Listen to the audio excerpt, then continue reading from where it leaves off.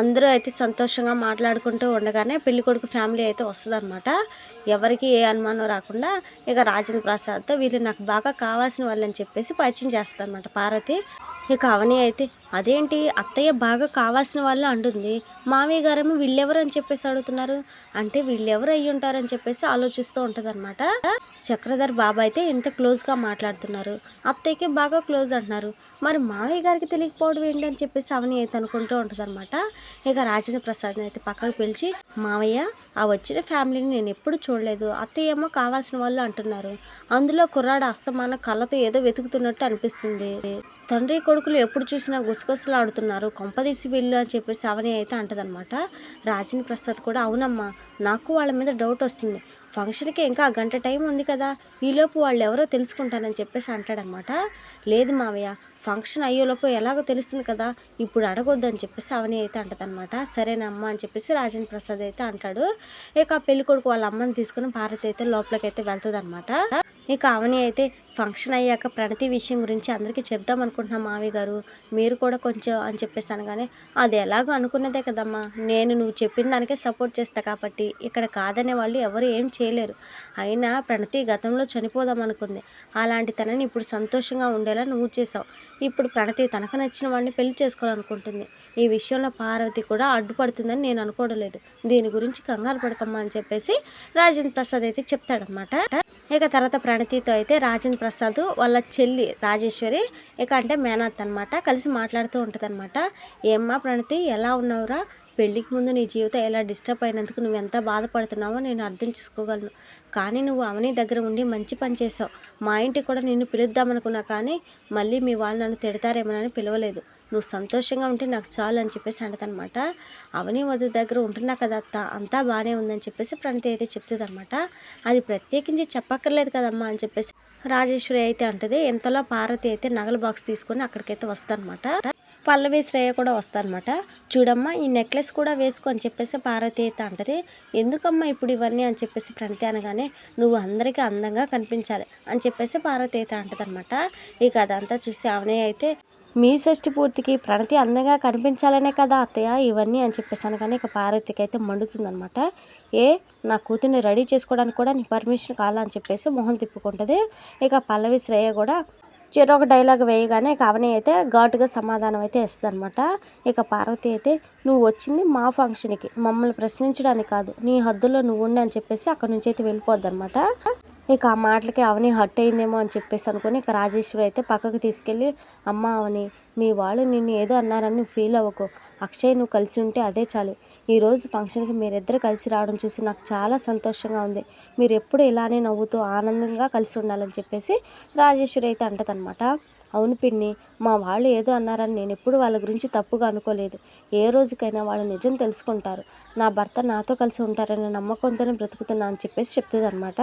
ఇక అక్షయ్ ఏమో phone charging పెట్టుకుందని చెప్పేసి తన గదిలోకి అయితే వెళ్తాడనమాట. రూమ్లోకి ఎంటర్ అవ్వగానే ఇక ఆ గదిలో జరిగిన తీపి జ్ఞాపకాలు ఒక్కసారిగా అక్షయ్కి అయితే గుర్తొస్తాయి. ఇక తను అవనీతో హ్యాపీగా ఉన్నది, ఆరాధ్య అవని తనను కలిసి సంతోషంగా మాట్లాడుకుని ఇవన్నీ తలుచుకుంటూ ఉంటాడు. ఇక గదిలో అవని నేను ఒకప్పుడు ఎంత హ్యాపీగా ఉన్నా ఇప్పుడు ఎలా ఉన్నా అని చెప్పేసి మనసులో అనుకుంటూ ఉంటాడనమాట. ఇక అక్షయ్ని ఇలా చూసి కమలకైతే ఒక ఆలోచన అయితే వస్తుందన్నమాట. అన్నయ్య ఏదో తలుచుకున్నట్లున్నాడు, ఇప్పుడే చెప్తాను చెప్పేసి కిందకైతే వెళ్తాడు. ఇక కిందికి వెళ్ళి, వదిన నేను అన్నయ్య అర్జెంటుగా రమ్మని చెప్పాడని చెప్పేసి అవనీతో అయితే చెప్తాడనమాట. ఏంటా ఎందుకు పిలిచాడా అని చెప్పేసి అవని అయితే పైకి వెళ్తుంది. ఇక అక్షయ్ వెనక్కి వెళ్ళి, ఏంటి పిలిచారంట అని చెప్పేసి అవని అనేసరికి అక్షయ్ అయితే సడన్గా వెనక్కి తిరుగుతాడనమాట. ఇక అవని స్లిప్ అయి పడబోతూ ఉండగానే అక్షయ్ అయితే పట్టుకుంటాడు. ఇక ఇద్దరు ఒక క్షణం జ్ఞాపకాల్లోకి అయితే వెళ్ళిపోతారనమాట. ఇక ఒకరి కళ్ళలోకి ఒకరు చూసుకుంటూ అలా ఉండిపోతారు. ఇంతలో అక్షయ్ అయితే, ఏంటి సడన్గా వచ్చి నిల్చున్నావు అని చెప్పేసి అడుగుతాడనమాట. అది సరే కానీ మీరేంటి ఈ గదిలోకి వచ్చి ఏదో జ్ఞాపకాల్లోకి వెళ్ళిపోయారు అని చెప్పేసి అవని అయితే అడుగుతుందనమాట. లేదు లేదు నేనేం ఆలోచించడం లేదని చెప్పేసి అక్షయ్ అయితే అంటాడు. అబ్బో ఏం ఆలోచిస్తున్నారు, మన తీపి జ్ఞాపకాలు ఏమైనా గుర్తొచ్చాయా అని చెప్పేసి అవని అయితే సిగ్గుపడుతుంది. హలో ఏంటి నా గురించి ఏమనుకుంటున్నావు అని చెప్పేసి అక్షయ్ అయితే అంటాడు అనమాట. అలాగా, మరి నన్ను ఎందుకు పిలిచారు ఈ గదిలోకి అని చెప్పేసి అవని అయితే అడుగుతుంది. నేను నిన్ను పిలవడం ఏంటి అని చెప్పేసి అక్షయ్ అయితే అనగానే, మరి పిలవకుండా నేను ఎందుకు వస్తానని చెప్పేసి అవని అయితే అంటదనమాట. ఏంటి నన్ను టెంప్టింగ్ చేద్దాం అనుకుంటున్నావా అని చెప్పేసి అక్షయ్ అయితే అడుగుతాడనమాట. అయితే అప్పటికే కమల్ అయితే బయట గది నుంచి తలుపు అయితే లాక్ చేస్తాడనమాట. ఇక అక్షయ్ వచ్చి డోర్ ఓపెన్ చేద్దామని చెప్పేసి ట్రై చేస్తూ ఉంటాడు. ఇదేంటి ఎవరో లాక్ చేసేసారు, అమ్మో ఇప్పుడు మనల్ని ఎలా ఎవరైనా చూస్తే అని చెప్పేసి టెన్షన్ పడుతూ ఉంటాడనమాట. చూస్తే తప్పేంటి, మనం భార్యాభర్తలమే కదా అని చెప్పేసి అవని అయితే అంటది. అది ఒకప్పుడు అని చెప్పేసి అక్షయ్ అనగానే, హలో ఇప్పుడు కూడా మనం భార్యాభర్తలమే, మనకేం డైవర్స్ కాలేదని చెప్పేసి అవని అయితే అంటదనమాట. ఇక అక్షయ్ అయితే డోర్ దబదబా బాధేసరికి అటుగా వెళ్తున్న పల్లవి అయితే వచ్చి తలుపు తీస్తుంది. పల్లవిని చూడగానే అక్షయ్ అయితే ఒక్కసారిగా షాక్ అయిపోతాడనమాట.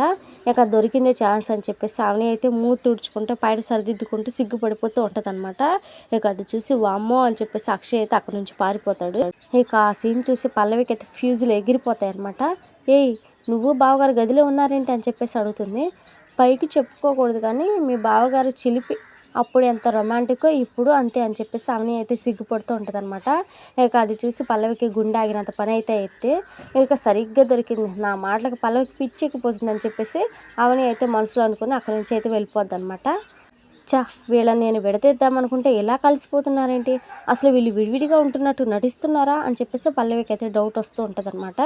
ఇక ప్రణతిని చూసుకోవడానికి వచ్చిన పెళ్లి కొడుకు పైకి అయితే వచ్చి అన్ని గదులు అయితే తొంగి చూస్తూ ఉంటాడనమాట. అలా ప్రణతి గదులకు అయితే వచ్చి తొంగి చూస్తాడు. ఇక అప్పటికే బాగా రెడీ అయ్యి కొందన బొమ్మల అద్దం ముందు కూర్చొని ఉంటుంది అనమాట ప్రణతి. ఇక ప్రణతిని చూసి ఆహా ఫిగర్ అదిరిపోయింది, నేను చాలా లక్కీ, ఒక పువ్వు తెచ్చి ఉంటే నేను జీవితాంతం గుండెలో పెట్టుకొని చూసుకుంటానని ఒక 2 డైలాగులు కొట్టేవాడిని, పర్లేదులే అదే ఫీల్తో ఒకసారి చెప్పేద్దాం అనుకుని లోపలికి అయితే వెళ్ళిపోతాడు. ఇంతలో అవని అయితే అక్కడికైతే వస్తారనమాట. ఇక గదిలోకి దూరబోతున్న పెళ్లి కొడుకుని అయితే పిలుస్తుంది. హలో ఏంటి గదిలోకి దూరుతున్నావు, నీకేం పని ఇక్కడ అని చెప్పేసి అడుగుతుందన్నమాట. ఇక ఆ కంగారు పడిన పెళ్లి కొడుకు అయితే అది వాష్రూమ్కి వెళ్దాం అని చెప్పేసి అంటూ ఉంటాడు. అది అడిగితే ఎవరైనా చెప్తారు కదా, ఇలా గదిలోకి తొంగి చూడాలా అని చెప్పేసి అవని అయితే అంటది. ఏంటండి ఏదో దొంగలా మాట్లాడుతున్నారు, అసలు నేను ఎవరో మీకు తెలుసా అని చెప్పేసి అతను అయితే అనగానే తెలియదు ఎవరో చెప్పు అని చెప్పేసి అవని అయితే అడుగుతుందనమాట. నేను ఎవరో మీకు ఈ ఫంక్షన్ చివరిలో తెలుస్తుందని చెప్పేసి అంటాడనమాట.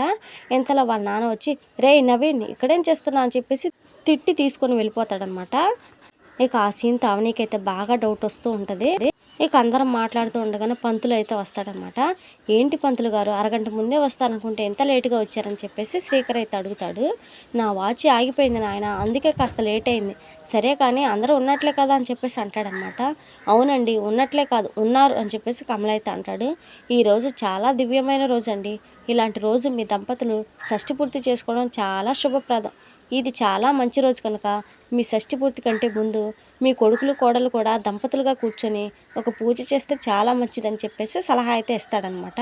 అది వినగానే నో, మా తమ్ముళ్ళు వాళ్ళ భార్యలు చేస్తే సరిపోతుంది కదా, నాకు పూజ చేయడం ఇష్టం లేదని చెప్పేసి చెప్తాడనమాట అక్షయ్. మరి అవనీతో కలిసి అక్షయ్ పూజ చేశాడా లేదా ఏంటి అనేది నెక్స్ట్ ఎపిసోడ్లో చూద్దాం. మరి వీడియోస్ని మిస్ అవ్వకుండా చూడాలనుకుంటే ఛానల్ని సబ్స్క్రైబ్ చేసి సపోర్ట్ చేయండి. Thank you friends.